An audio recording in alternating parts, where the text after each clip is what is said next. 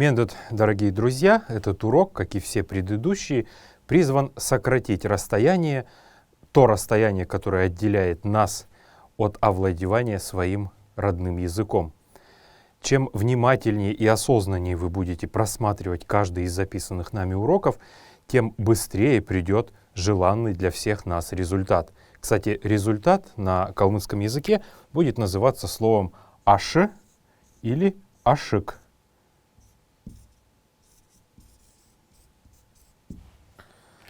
«Аш» или «ашик» — это результат на калмыцком языке. Но прежде чем начать этот урок, я бы хотел ответить на один очень интересный вопрос, который задал один из наших зрителей. Вопрос этот заключается в том, как же правильно будет сказать «темк гархы» или «темкэс гархы». И то же самое будет «эрк гархы» или «эркэс гархы». Я с радостью отвечу на него, потому что этот вопрос включает в себя очень интересную систему мировоззрения наших предков. Итак, давайте начнем. Слово «темк», вот я записал его здесь на доске, «темк» имеет значение «табак», табак или сигареты. Любой никотиносодержащий или табакосодержащий предмет у калмыков будет называться «темк», то есть табак. «Эрк» слово — это значит водка.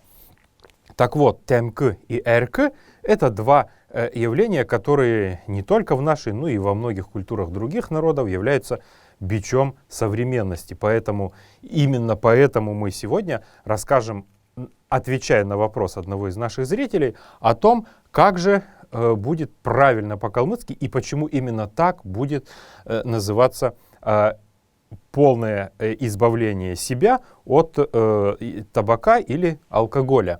Итак, давайте рассмотрим этот пример. Итак, «темк» — это табак, «эрк» — это алкогольные напитки, и в том числе, естественно, и прежде всего, наверное, это водка. Итак, «темк» и «эрк» в традиционной калмыцкой культуре считались предметами привязанности, то есть человек без них не может. Без сигарет, без спиртных напитков, а потому вот эта вот привязанность, она называется тачал по-калмыцки. Тачал, вот это слово записано. Тачал, тачал, тачал, нужно говорить его. Кстати, умерший человек тоже, если он долго думает о тех, кто остался в живых накануне своей смерти, то он тоже может создать эдакий тачал, то есть привязанность, которую нужно будет потом отрезать. Тачал таслыхы называется это, но это не тема нашего урока сегодняшнего. Итак, тачал — это или ховдык, еще есть одно слово, давайте мы его тоже запишем. Ховдык — это жадность. Отмечу неясные гласные для того, чтобы вы все видели то, как правильно произносится это слово. Итак, давайте еще раз повторим 4 слова, которые я сегодня уже объяснил и показал. «Темк» — это алкоголь, табак, сигареты. «Эрк» — это водка или любой алкоголь. «Тачал» — это привязанность. «Ховдык» — это жадность. Итак, вот эти 4 слова описывают то явление, о котором мы сегодня будем говорить, отвечая на вопрос одного из наших подписчиков. Итак, постоянное отсутствие этих предметов вызывает у человека омрачение рассудка, или он им начинает тачах, или тачаджана, говорят калмыки. Тачах — это значит к этому стремиться, привязываться, не иметь возможности жить вообще без этого. Так как это омрачающие сознание препятствия, которые мешают нам достичь чего-то, они связаны с таким понятием, как мунхык. Мунхык, или на русский язык это слово переводится как неведение. Мунхык, мунхык, мунхык. Повторяем его, хотя это и не относится к теме урока, и запоминать это, возможно, и многим из вас будет не надо. Однако, объясняя это, нужно сказать, что обязательно вот эти слова, они как раз будут показывать, о чем же идет речь. Таким образом, «темк» и «эрк» вызывают тачал или привязанность. То есть человек «кюн» тюнды или к «эрк» и «темк» начинает тачах, то есть быть привязанным, не иметь возможности спокойно жить в отсутствии этих вещей. И это вызывает мунхук, то есть неведение сознания человека.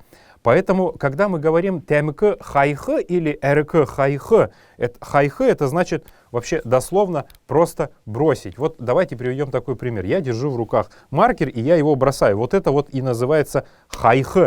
Что касается понятия РК и ТМК, то его бросить можно, но бросить можно единоразово и потом снова начать. Именно поэтому в традиционной культуре наших с вами сородичей, причем прямых наших сородичей с Индиании и Западной Монголии, в Алашане и вообще в Азии, понятие бросить курить или бросить пить должно звучать как ТМКС гарх или РКС гарх. РКС гарха или ТМКС гарха, но не хайха бросить. Хайха это бросить что-то вот физически, вот взять и бросить. А гарха это значит выйти из состояния привязанности к этим явлениям и таким образом окончательно избавиться от них. Я надеюсь, что очень подробно и на основе нашего традиционного айратского калмыцкого мировоззрения ответил на ваш вопрос. Спасибо, он был очень интересный. Друзья мои, а теперь перейдем к повторению пройденной темы. Итак, на прошлом с вами занятии мы изучили недавно прошедшее время, которое обозначает действие, завершившееся незадолго до момента речи. Оно образовывается посредством присоединения к основе глагола буквы «в», которая в некоторых диалектах звучит как буква «у» или «ü», а в некоторых диалектах как «ва» или «ве». Итак, давайте приведем примеры, так как мы изучаем с вами калмыцкий язык с самых основ, поэтому я буду приводить примеры больше в норме литературного языка, а вы уже в соответствии с тем, как я говорил, если хотите знать свой родной язык на уровне тех диалектов, на которых говорят близко живущие с вами люди, уже подставляйте в соответствии с этим какие-то свои собственные особенности, эти диалектные в это время. Итак, давайте приведем пример. Би — это значит «я», «ода» — это значит «сейчас», в настоящий момент, «юг» — это слово, «келюв». Вообще говоря, здесь должно было быть написано не «келюв», а «кельвв», но так как мы не имеем возможности именно в таком виде записывать это слово, потому что здесь, смотрите, да, «би» будет в соответствии с ним вот это вот «в», она должна подчеркивать, что это именно «би», «кельдженев», то есть «я говорю», «би», «ода», «юг». А вот эта вот буква «ü», я ее здесь особо вот так вот выделю сейчас, она должна быть буквой «в», вот показателем недавно прошедшего времени. То есть я сейчас сказал определенное слово «биода үгü келюв», «биода үгü келюв», «биода үгü келюв».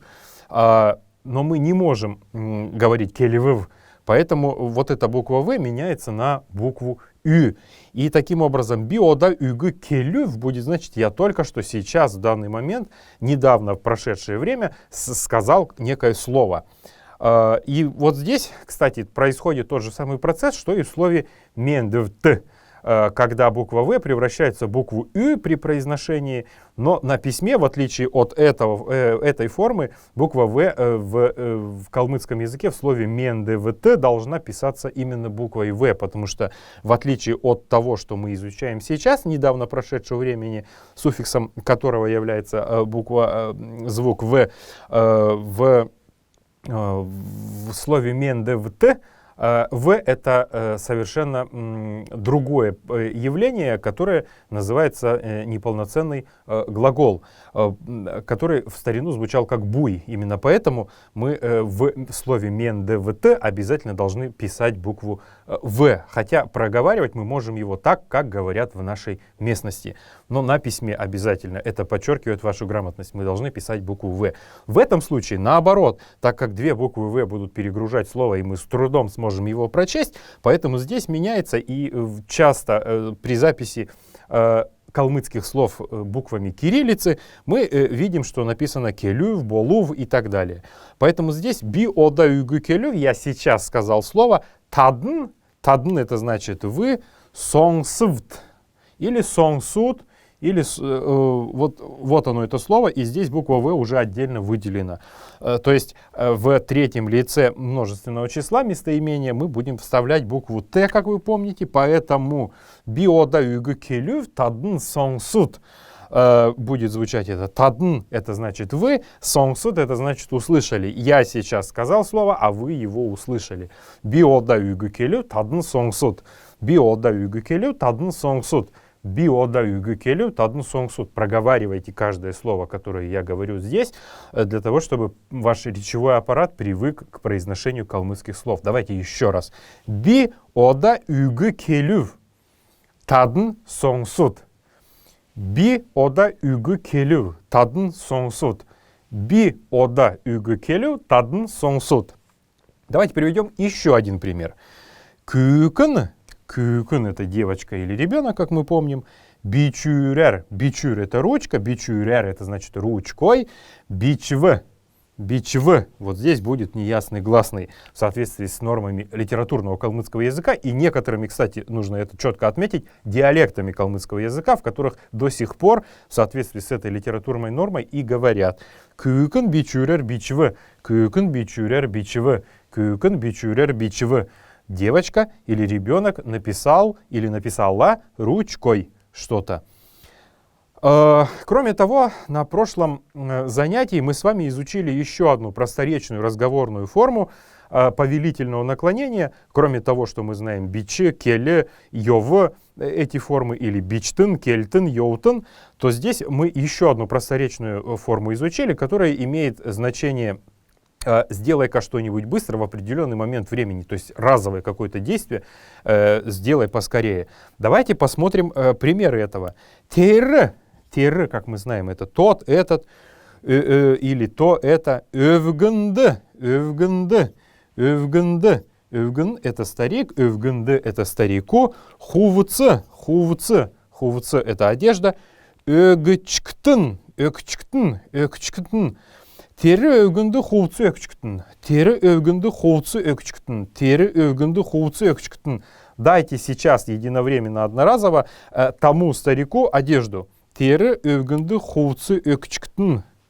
Өгчктін. Вот примерно вот столько неясных гласных будет в этом слове, однако в потоке речи оно будет несколько сжиматься, и некоторые неясные гласные, естественно, выпадут. Тері өвгінді хувцы өкчктін. Тері өвгінді хувцы өкчктін.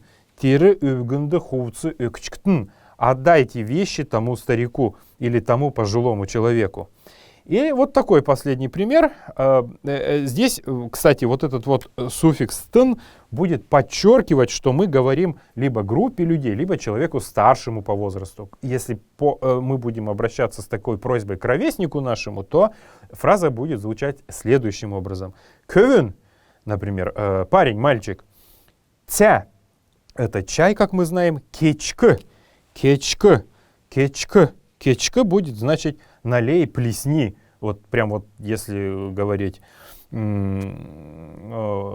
таким вот полужаргонным русским языком, то это будет значить именно следующее. Кövün, цякечка, кövün, цякечка, кövün, цякечка. Кövün — это мальчик или парень, ця — это чай, кечка — это налей, плесни, в общем, что-то сделай. Таким образом, мы с вами сейчас повторили недавно прошедшее время действия, завершенное незадолго до момента речи, то есть до того, как мы будем говорить о нем.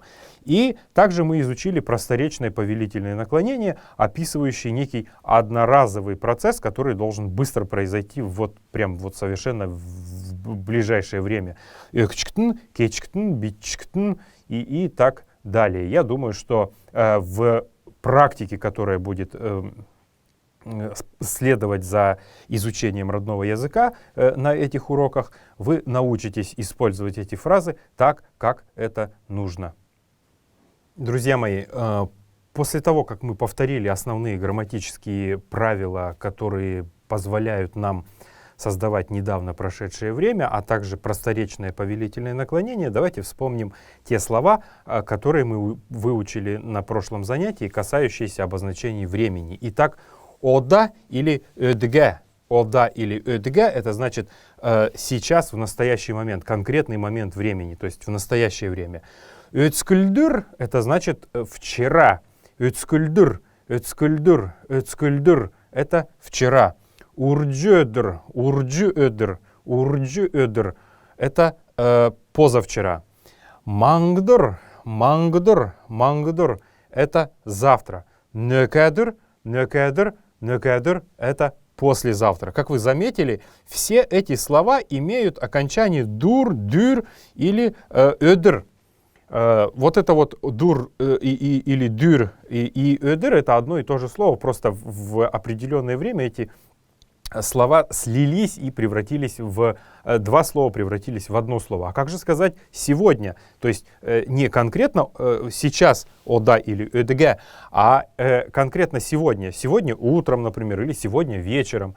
В этом случае калмыки говорят индыр, индыр, индыр. Вот это слово.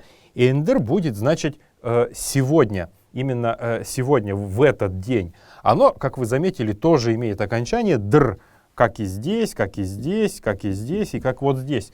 Почему оно имеет такое окончание? Потому что вообще считается, что слово индр имеет значение ин, ödr, то есть вот этот вот настоящий сегодняшний день. Ин, как вы знаете, это этот или это, а ödr — это день.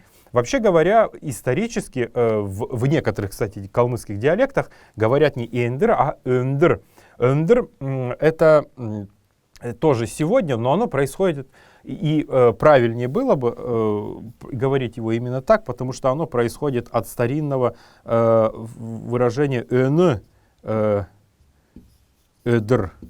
Ön, ödr значит нынешний день, то есть конкретно настоящий день. Поэтому не будет большой ошибки, если вы будете говорить как индер или будете говорить как öndr. Но литературной нормой в настоящий момент, и это я хочу особенно подчеркнуть, является форма индер. Поэтому мы будем обязательно придерживаться именно ее в наших занятиях. А все остальное является диалектными особенностями, которые в одной местности могут быть, а в другой местности могут и не быть, а потому, говоря в соответствии с вашими диалектами, вы можете быть не всегда понятыми. Поэтому давайте будем придерживаться хотя бы какой-то общей калмыцкой литературной нормы на наших занятиях. Итак, ода или ödga — это в настоящий момент, üsküldür — это вчера, урджödür — это позавчера, mangdur — это завтра, и nökädür — это послезавтра. Индр будет значить в этот день, сегодня. Таким образом, мы повторили и все основные слова, касающиеся обозначений времени.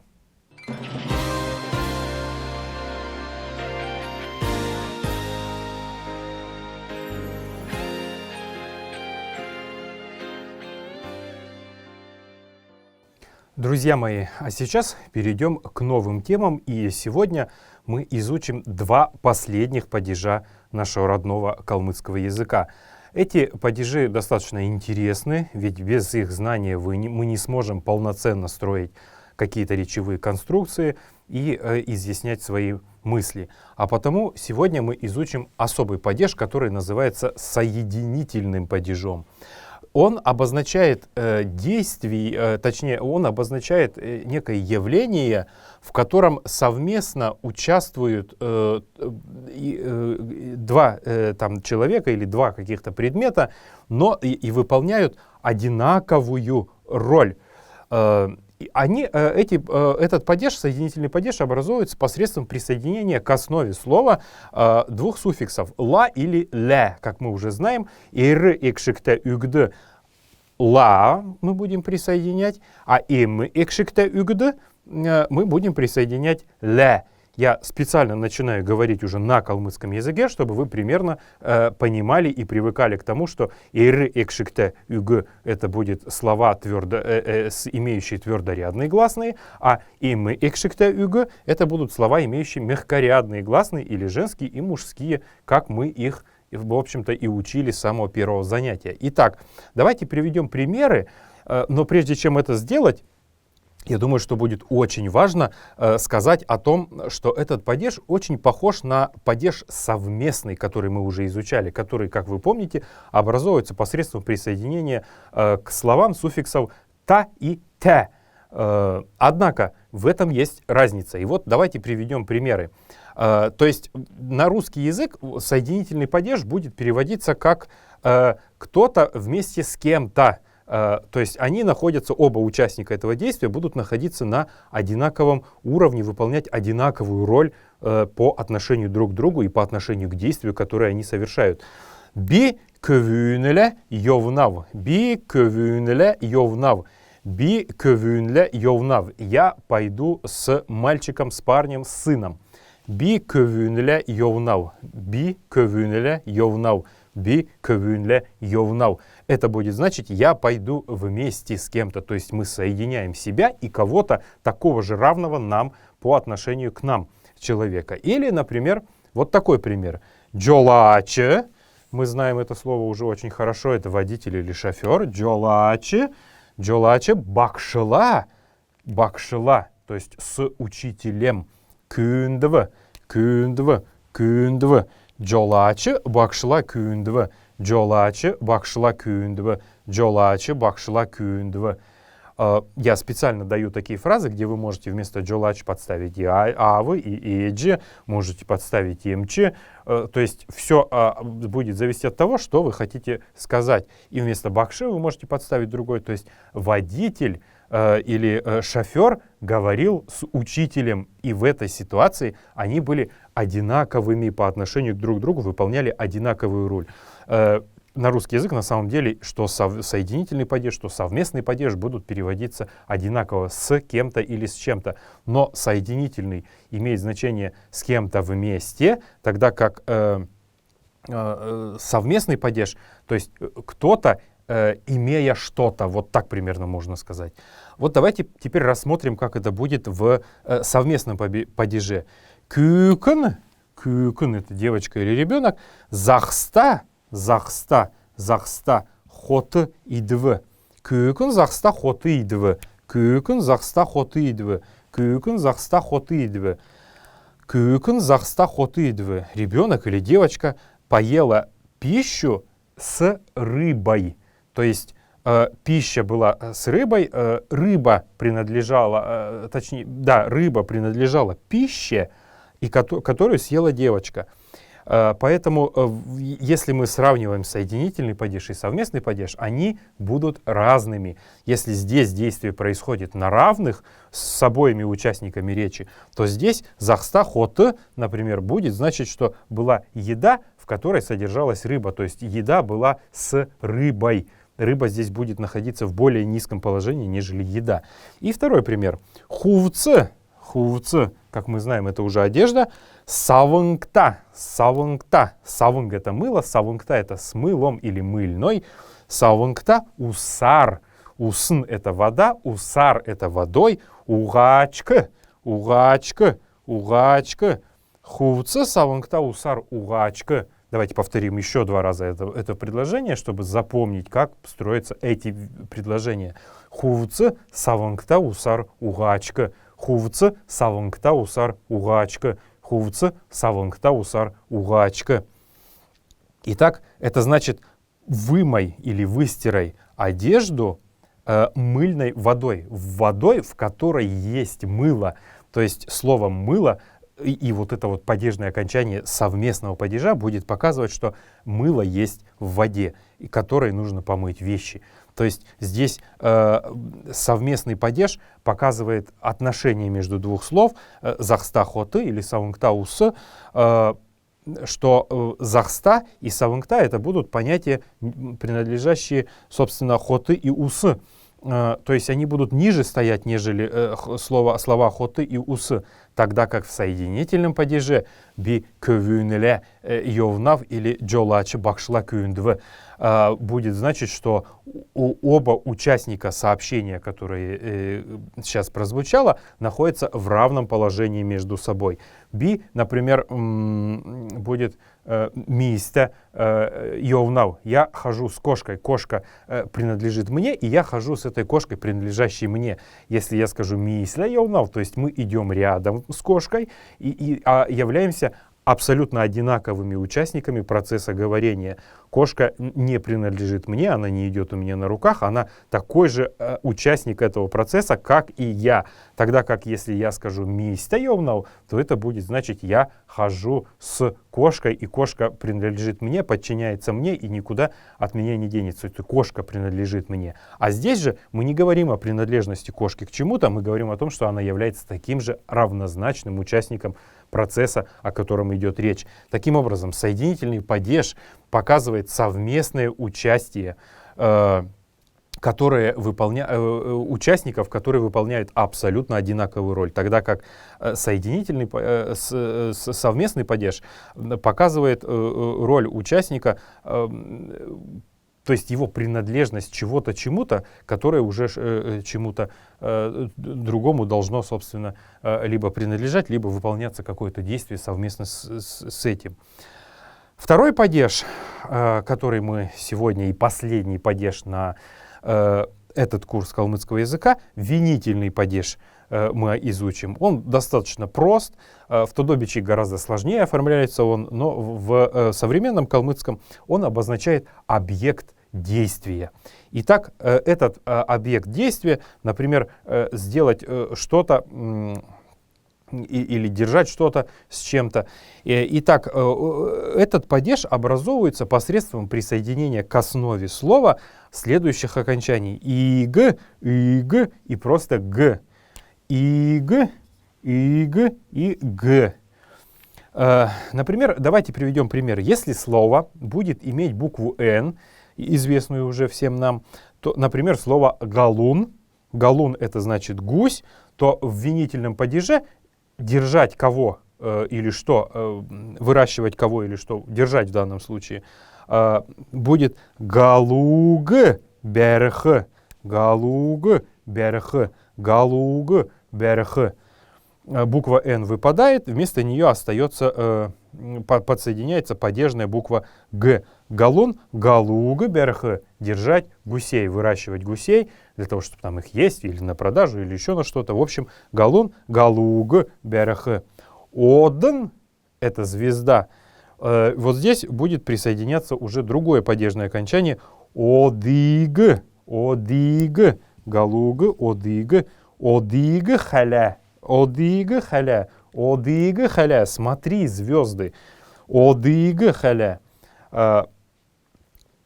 Но в большинстве случаев винительный падеж в современном калмыцком языке вообще не имеет никаких окончаний, поэтому вообще не будет большой проблемой, если вы скажете «галуберх», «одыхаля», ничего не будет страшного, если вы так скажете, любой носитель калмыцкого языка вас очень легко поймет. Давайте приведем примеры с нулевым окончанием теперь, который уже один из этих примеров уже звучал на нашем уроке. Бакшасы, уха, ав. Мы знаем, что разум — это ухан, буква «н» у нас будет в винительном падеже выпадать, и поэтому останется бакшасы, уха, ав. Получи знание от учителя, разум от учителя. Или давайте приведем такой пример. Тиры квюн, как мы знаем, это мальчик. Тиры квю, квю, буква «н» тоже опускается. Дутх, дутх, киргте. Дутх керекте, дутх керекте. Тире — это значит тот, квю — это мальчика, того мальчика. Дутх, как мы знаем с прошлого занятия, это звать, называть. В данном случае это звать. Тире квю дутх керекте. Того мальчика нужно позвать. Тире — это тот. Квю — это мальчика будет в данном случае. Дутх — это звать. Керекте, как мы знаем, это нужно. Итак, мы изучили два падежа с вами. Последних два падежа — это соединительный падеж, который указывает совместное участие двух людей или явлений, причем они выполняют одинаковую роль. И винительный падеж, который показывает на объект действия, то есть что нужно сделать с тем или иным объектом.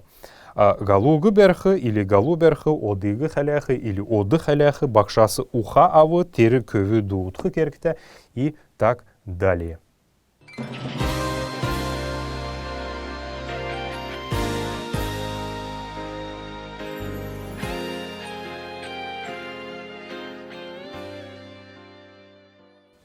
Друзья мои, после того, как мы изучили два последних падежа, очень важно выучить еще одно прошедшее время калмыцкого языка для того, чтобы окончательно уяснить все формы, которые мы способны донести до своего слушателя на родном языке. Итак, сегодня мы изучим прошедшее результативное время. То есть это такое время, результат действия которого, хотя и совершен в прошлом, обнаруживается в настоящем. На русский язык это можно примерно перевести как «оказывается, что кто-то или что-то было сделано тогда-то, тогда-то», но вот сегодня, в это настоящее время, результат того действия, которое было совершено в прошлом, влияет на настоящее время, на тот момент, когда я кому-то что-то говорю. И этот результат обнаруживается в настоящем. Давайте рассмотрим примеры, но прежде чем рассмотреть примеры, скажем, что прошедшее результативное время образовывается в калмыцком языке посредством присоединения к основе глагола суффиксов «дж» и «ч». «Дж» и «ч». Еще раз, «дж» и «ч».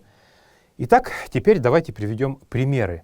Мана — это будет наш, иджи, иджи, иджи — это мама или бабушка, мана и иджи — это будет значит наша мама или бабушка, эмчур, эмчур, эмчур, эмчур — это значит по направлению к врачу или к врачу, мы будем переводить это на русский язык, орджи, орджи, орджи, мана и иджи, эмчур, орджи.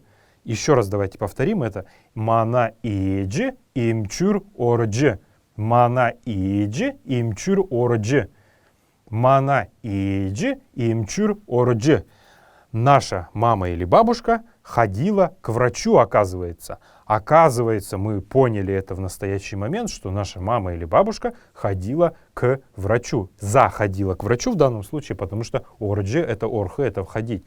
То есть она ходила, заходила в кабинет врача, что-то там сделала, и оказывается, это было так, ведь мы об этом сейчас говорим именно в прошедшем результативном времени. То есть результат действия, совершенного когда-то, влияет на то, как мы на то, что мы сейчас говорим. Оказывается, наша мама или бабушка ходила к врачу.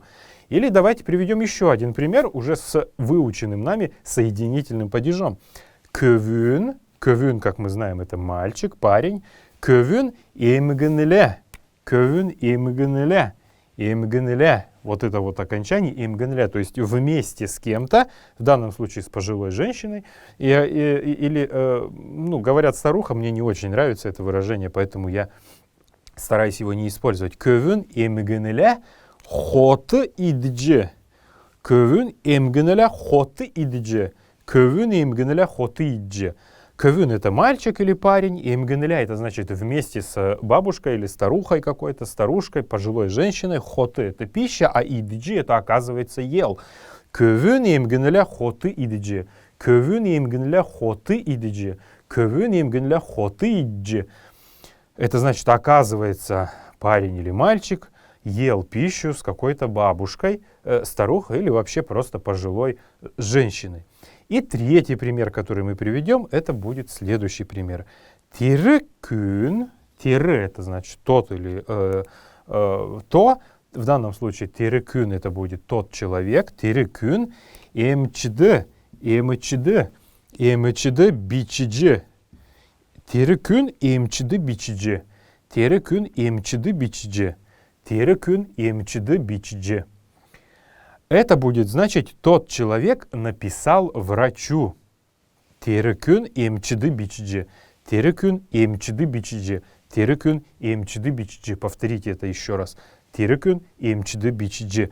Таким образом, прошедшее результативное время объясняет какое-то действие, результат которого совершенный в прошлом, обнаруживается в настоящем. Оказывается, тот человек писал или написал врачу. Манаеджи имчур орджи, оказывается, наша мама или бабушка заходила к врачу. Кövün эмгенля хоты идджи, парень или мальчик ел с какой-то бабушкой, они в равных находились ролях по отношению друг к другу. Хотиджи, оказывается, они ели еду. И тиркюн, и мчиды бичиджи, и тот человек, оказывается, писал или написал врачу. Вот так образовывается прошедшее результативное время.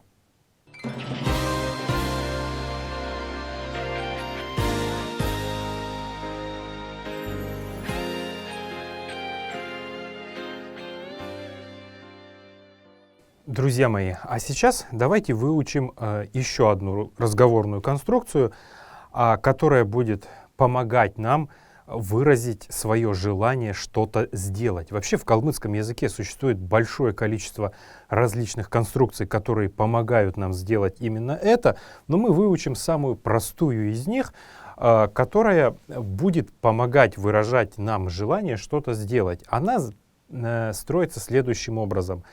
К основе глагола присоединяется выражение «арбене» или «эрбене». Я сейчас объясню, почему так. Соответственно, «ири экшектаюгды» будет присоединяться «ар», а «имы экшектаюгды» будет присоединяться «эр», а «бене» будет оставаться и там, и здесь одинаковым. Итак, как же мы будем сказать «продавец собирается или хочет продавать»? Хулдаче, как мы знаем, это продавец. Хулдаче, хулдаче, хулдх. Это будет инфинитив, то есть такая вот форма глагола с буквой х. Хулдаче, хулдхар бене.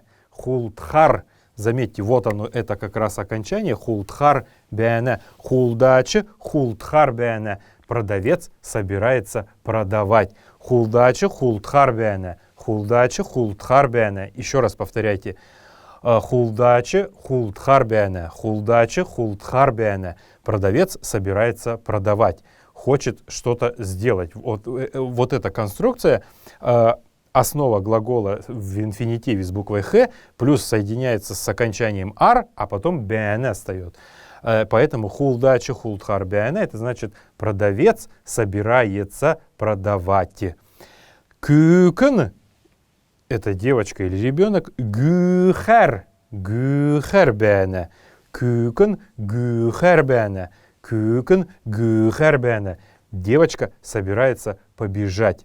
Если же мы возьмем уже известные нам местоимения и попробуем эту форму, которую мы сейчас уже выучили, намерение сделать что-то, присоединять к местоимениям, то получится следующая картина.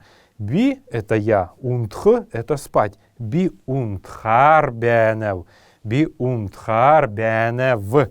Вот это вот би, оно здесь же точно так же и остается. Би унтхар бенев будет значить я хочу спать, я собираюсь спать. Чи йовхар бенеч. Чи йовх плюс ар, чи йовхар бене ч. Опять-таки, вот это вот чи, которую мы уже прекрасно знаем, она будет дублироваться и в конце. Чи унтхар бенеч. Если же мы будем говорить человеку старшему по возрасту, то мы будем говорить так. Та йовхар бенет. То есть вы хотите уйти куда-то, и идти куда-то. Та йовхар бенет. Чи йовхар бенеч, та йовхар бенет. Мы будем говорить. Чи йовхар бенеч, та йовхар бенет. Ин или тире, это третье лицо уже будет. Ин или тире. Хот итхер бене. Здесь, как и во всех предыдущих нами изученных примерах, не будет никаких стоять показателей лица, потому что третье лицо — это лицо отвлеченное от первого и второго, то есть некие люди, о них говорится, но они вполне возможно не присутствуют при разговоре или не являются его участниками. Ины тире хоты итхер бене. Ины тире хоты итхер бене. А теперь давайте посмотрим, как это будет во множественном числе местоимения.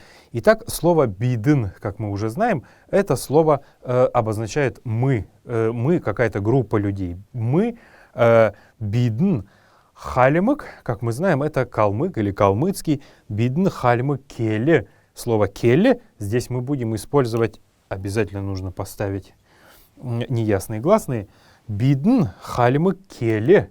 То есть калмыцкий язык где слово «келе» будет уже использовано в изученном нами на этом занятии винительном падеже. «Бидн хальмы келе сурхар бяне видн». «Бидн хальмы келе сурхар бяне видн». Посмотрите, оно образуется точно так же, как и все предыдущие временные формы, которые мы с вами изучали с местоимениями. Они будут приобретать лицо. Первое, второе лицо. В третьем лице мы никаких окончаний не ставим, как вы помните. «Бидн хальмы келе сурхар бяне видн». «Бидн хальмы келе сурхар бяне видн». «Бидн хальмы келе сурхар бяне видн». Повторяйте каждую из произносимых мною фраз для того, чтобы ваш речевой аппарат привыкал к произношению. «Бидн хальмы келе сурхар бяне видн». Мы собираемся, мы хотим изучать калмыцкий язык. «Тадн» во втором лице, то есть вы, группа какая-то людей. «Девтр» — это у нас была тетрадь. «Девтрт», «девтрт», «девтрт» — это в тетради. «Бичхар бянет». «Тадн девтрт бичхар бянет». «Тадн девтрт бичхар бянет». «Тадн девтрт бичхар бянет». Не стесняйтесь произносить эти фразы. «Тадн девтрт бичхар бянет» будет значить, вы собираетесь что-то писать в своих тетрадях. И в третьем лице множественного числа местоимение будет то же самое. «Идн» — это значит эти, они, какие-то группа людей или кого-то. Или «тидн» — те, то же самое группа людей или группа каких-то предметов или животных или еще кто-то. В данном случае это будут люди. «Идн» или «тидн» — «хулдачд». «Идн», «тидн», «хулдачд», «орхар бяне». «Идн» хулдачты орхар бяне, идн хулдачты орхар бяне, идн хулдачты орхар бяне, или тидн хулдачты орхар бяне, тидн хулдачты орхар бяне, тидн хулдачты орхар бяне. Есть еще большое количество форм, которыми можно выразить свое желание сделать что-то, но мы пока остановимся именно на этой форме, так как она нам будет нужна для того, чтобы строить и другие речевые конструкции.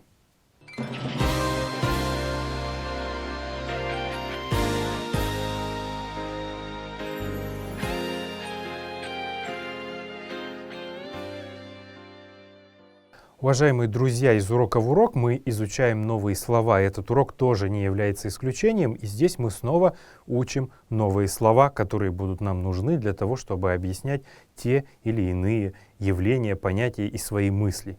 Итак, давайте повторим то слово, с которого мы начали сегодняшний урок. Это слово «результат». Результат на калмыцком языке будет звучать вот так. «Аш» или «ашик».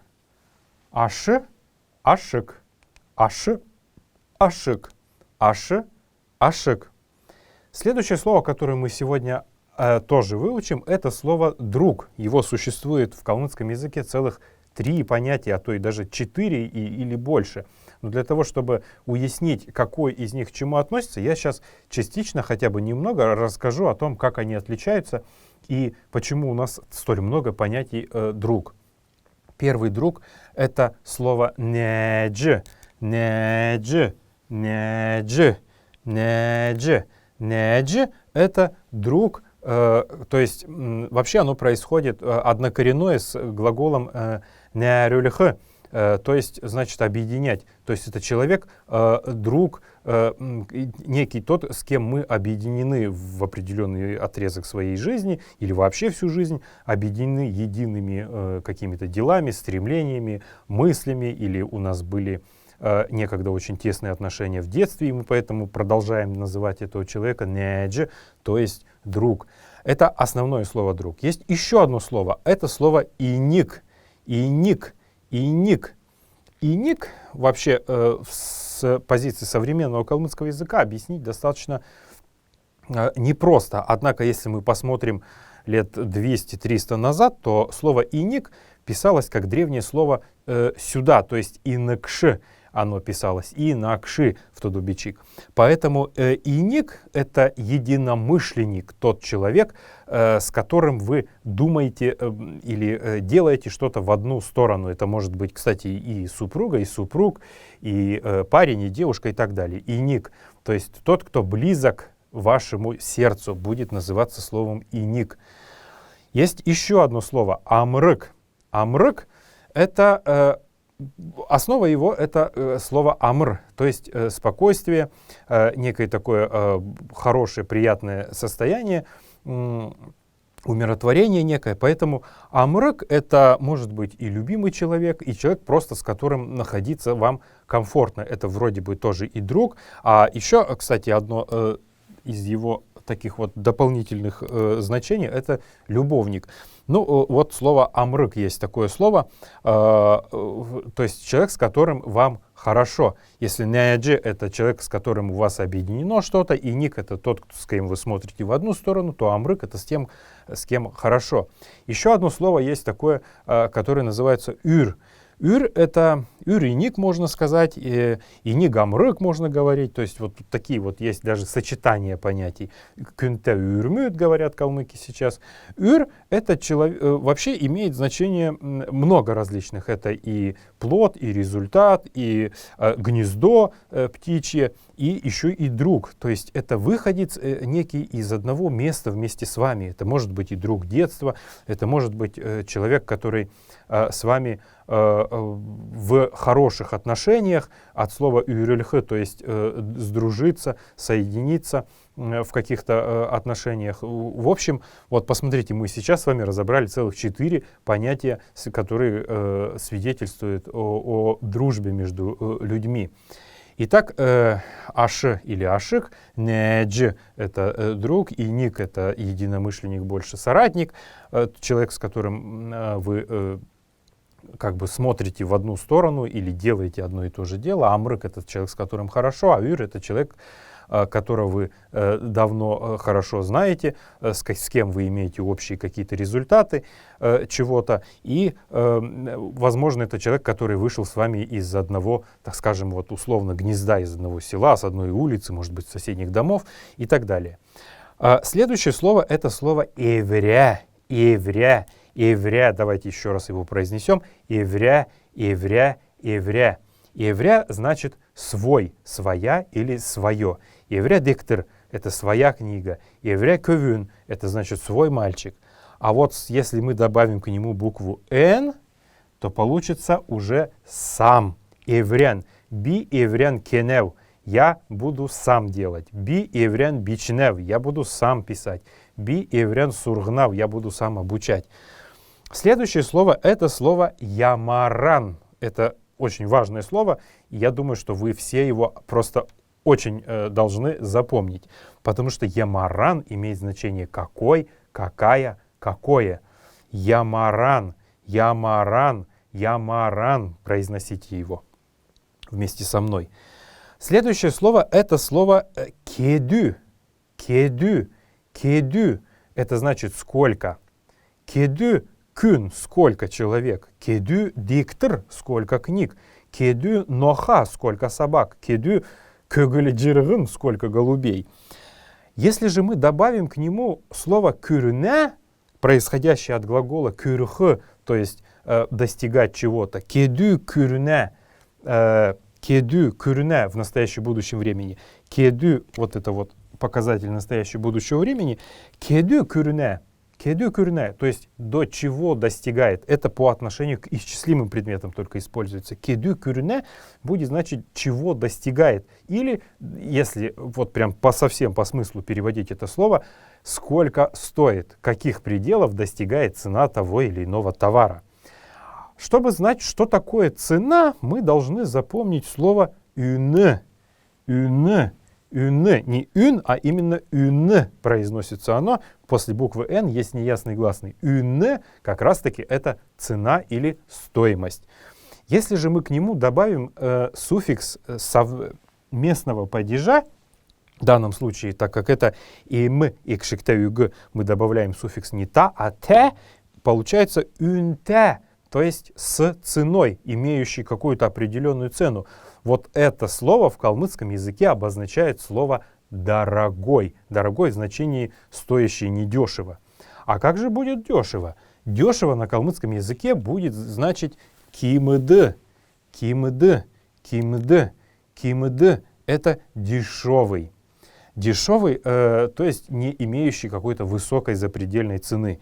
Итак, мы теперь знаем, что кедю это сколько, кедю кюрне это какая цена, сколько стоит, или кедю юнте, можно сказать, насколько он дорогой, какая у него цена. Юнте это значит дорогой, а кимде это значит дешевый. Но все это мы говорим о деньгах, а потому давайте же узнаем, как же будет на калмыцком деньги. Деньги на калмыцком будет значить мөнгн, мөнгн. Мөнгн, повторяем это слово. Вообще в старину оно обозначало серебро. Поэтому в калмыцком цаган мөнгн или белое серебро, так как деньги в старину были серебряными, слово мөнгн обозначали серебро или денежные вот эти вот монетки, которыми пользовались в то время. Цаган мөнгн, белое серебро, дословно, это вообще обозначение серебра как металла. Мөнгн сегодня это деньги, а цаган это, естественно, цвет белый. Итак, мөнгн это деньги. Следующее слово — это слово «рубль». Рубль звучит на калмыцком языке как «арслынг», «арслынг», «арслынг», «арслынг». «Арслынг» — это рубль. Теперь давайте представим, что нам нужно идти в магазин и что-то брать. Основные продукты, которые нам обычно необходимы, я перечислил здесь. Итак, первое слово, наверное, одно из самых ценных на сегодняшний день, это слово «шикыр». «Шикыр», «шикыр», «шикыр». «Шикыр» — это сахар. В тюркских языках тоже «шикер», «шакар». В английском, кстати, «sugar» — это тоже «сугар» пишется оно. То есть «шикыр» — это сахар. Практически во всех языках мира сахар будет звучать одинаково, так как его происхождение имеет одно единственное место, и все его вариации — это разные произношения одного и того же слова. В калмыцком языке это слово «шикыр». Соль на калмыцком языке звучит как «давсын», «давсын», «давсын». «Давсын» — это соль. Следующее слово — это мед, бал. Бал — это мед, бал. Бал, не бале, а именно бал нужно произносить его.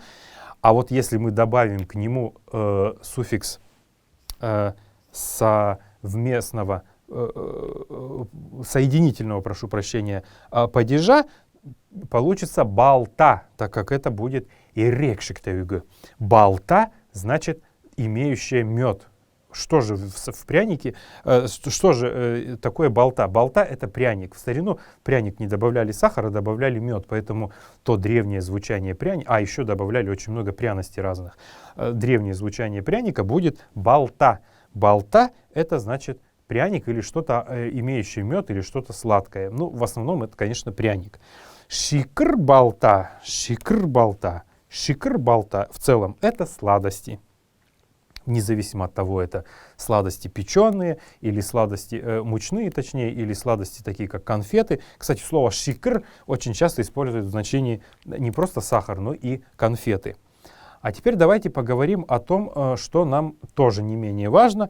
Это разные, во-первых, живые существа, а во-вторых, с ними связанные, наверное, продукты. Итак, первое слово — это слово «така». «Така» — это курица. Така, произносится оно по-калмыцки, с протяжкой последней гласной. Така, така, така. Така — это курица. Юкыр, юкыр, юкыр, юкыр — это корова.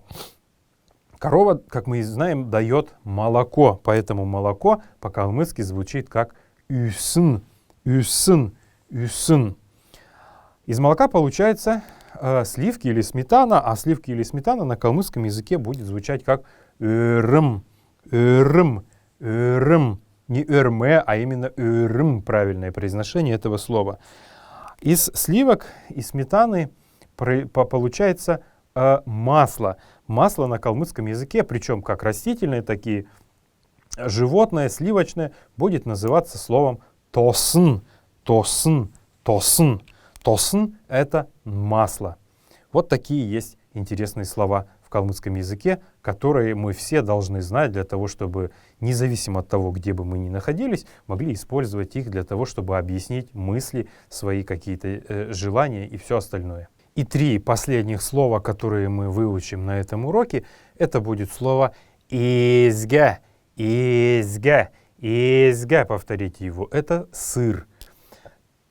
Еще одно слово, которое, наверное, сегодняшним калмыкам очень важно, это слово «банан». Вот как ни странно, люди говорят, откуда калмыки знали бананы и так далее. Но дело в том, что религия калмыков, основной массы калмыков, буддизм, религия, произошедшая из Индии, где один из видов банана называется гадила. И это слово имеет место быть во множестве старинных буддийских текстов, переведенных еще Зая-пандитой. И поэтому банан на калмыцком языке, хотя, может быть, наши предки даже не представляли, что это такое, и как он выглядит, и как его есть. Но слово «банан» хорошо знали. Слово это звучит как «гадль», «гадль», «гадль» — это «банан». И, в конце концов, самое последнее слово — это слово «дельгюр», «магазин». «Дельгюр», «дельгюр», «дельгюр». В некоторых калмыцких диалектах говорят «лавка», «магазин», но мы понимаем, что это слово заимствовано из русского языка, которое и обозначает, оно переводится и понимается очень просто, это «лавка». В старину, до революции, не было понятия «магазин», было понятие «лавка». А потому и русские тогда, и калмыки тогда говорили «лавка», «магазин». Хотя у нас было свое собственное слово «магазин», и это слово звучало как «дельгюр». Слово «дельгюр» было последним на этом уроке. А потому, уважаемые друзья, изучайте все слова, все формы и грамматические конструкции, которые мы с вами проходим. И наша заветная цель — овладеть разговорным калмыцким языком — будет становиться для вас все ближе, ближе и ближе. Ода сен бетен.